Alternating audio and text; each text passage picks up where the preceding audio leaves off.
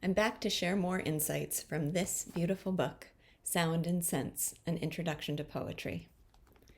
Today's poem takes us into heavy territory, but I hope to persuade you, if not immediately, then at least eventually, that that's a good thing, and that the pull of that sort of heaviness is only an expansion of the soul. Also, I asked you for 5-minute increments. This one might take a little bit longer, but I hope it will be worth it. Last time, I talked about how, in answer to the question, what is poetry?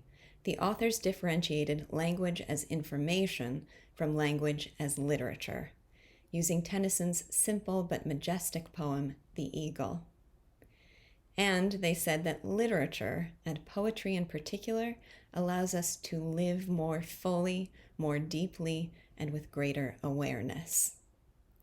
In the next section of the book, they expand upon that point, saying that poetry achieves this amplification of our awareness by broadening and deepening our experience. Broadening by increasing the range of our experiences, and deepening by making us feel those experiences more poignantly. Now, if this broadening and deepening of our perspective is the goal, then they say it's important to avoid a potentially limiting approach to poetry. And that is to hold the belief that poetry must always be beautiful. Some of the greatest works of poetry deal with ugliness, ignobility, pain, and death. They wrench our hearts and drive us to tears. And this time, the book illustrates this point with a renowned classic poem I will confess I only read for the first time when I encountered it in this book. It's one of the many harrowing accounts of World War I by Wilfred Owen, called Dulce et Decorum est. This poem takes us to suffer at the sides of the defeated soldiers, who limp and trudge along, bootless, shod only with blood, drunk with exhaustion, and deaf to the sound of falling shells behind them.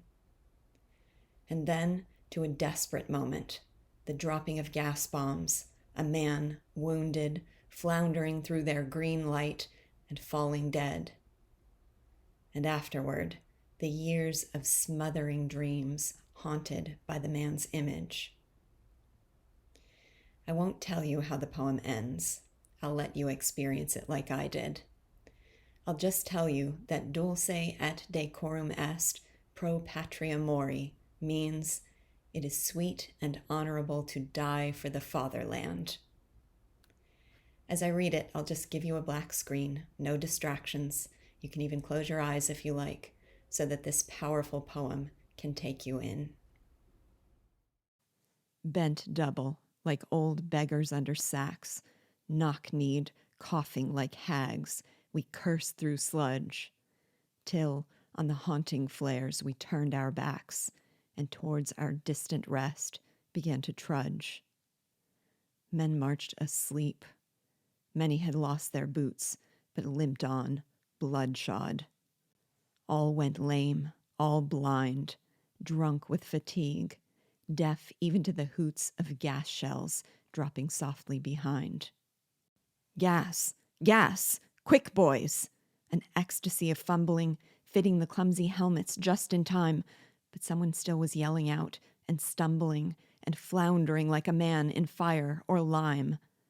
Dim through the misty panes and thick green light as under a green sea, I saw him drowning. In all my dreams, before my helpless sight, he plunges at me, guttering, choking, drowning. If in some smothering dreams you too could pace behind the wagon that we flung him in, and watch the white eyes writhing in his face, his hanging face, like a devil's sick of sin. If you could hear, at every jolt, the blood come gargling from the froth-corrupted lungs, obscene as cancer, bitter as the cud of vile, incurable sores on innocent tongues. My friend, you would not tell with such high zest to children ardent for some desperate glory the old lie. Dulce et decorum est, pro patria mori. This poem, with its images of froth-corrupted lungs, incurable sores, writhing eyes, guttering, choking, drowning, is not, in the ordinary sense, beautiful. It is not pleasurable. We read poems like this, say the authors, because of their ability to enlighten and move us. And more than that, they say, because we are deeply moved, our humanity is affirmed. Here's the point put differently in one of my favorite quotes from the book thus far, and one I've struggled to articulate in all my own poetry lectures. They say, quote, "Even the most tragic literature, through its artistry of language, can help us to see and feel the significance of life, appealing to our essential humanity in a way that can be intensely pleasurable and affirming," unquote. I hope you found that pleasure through the fog of pain in Dulce et Decorum Est, and I look forward to sharing more treasures with you soon.